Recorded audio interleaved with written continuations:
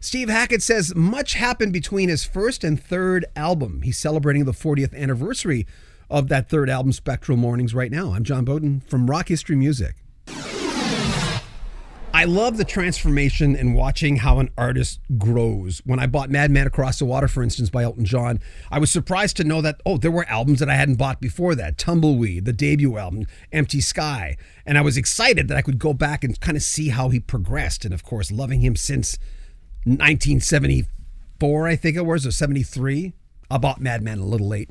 I loved the journey. Steve Hackett, very much the same way. And I asked Steve about who he was on the first album as opposed to the third album, which he's celebrating, as I mentioned, the 40th anniversary of Spectral Mornings. With that album, Steve, who was the Steve Hackett recording that album as opposed to Voyage of the Acolyte, the first album? What were the difference between, you think, in you going into that third album? Well, I think, let me see. It's interesting because in a sense, Spectral and At the Edge of Light, the current album, they parallel each other because there's this idea of sticking your neck out and saying, yeah, I do think that there's an afterlife and I do think there's a spiritual dimension, and scientists are starting to take this very, very seriously, the whole idea of quantum mechanics, physics, and the idea of other dimensions. And it's funny how science seems to be on the turn. Anyway, yeah, those who want to poo-poo all those ideas are now entertaining them.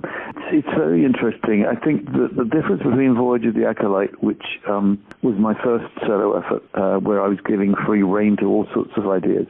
By the time I was doing Spectral Mornings, several years later, I had my own touring band, and what an incredible band they were too. So there's a lot of their influence that is there on that album, and I think it's one of the very best. So playing these three albums live, certainly the whole of Selling England and a substantial amount of Spectral, plus At the Edge of Light, they are all favorite albums of mine. I think they're the best that I've done. I think Selling England was the best one with Genesis. Certainly Spectral Mornings, the best solo one with that first band. And At the Edge of Light, I think the culmination of all the things that I've done with Roger King and my wife Jo, and the band, which is enlarged because we had people on it from all over the world, much the same team that were on the previous album, Night Siren. And it feels great to have a core band, but then also to be able to work with, not just a house band, but to be able to have this kind of hands across the water idea where so many people are on it from all over the world, from Azerbaijan to India to the United States. And I'm going to see Nick DiVirgilio tomorrow night for dinner, so looking forward to that as well. Steve Hackett is on the road all this year. He's performing the entire Selling England by the Pound by Genesis. He was in the band at that spot.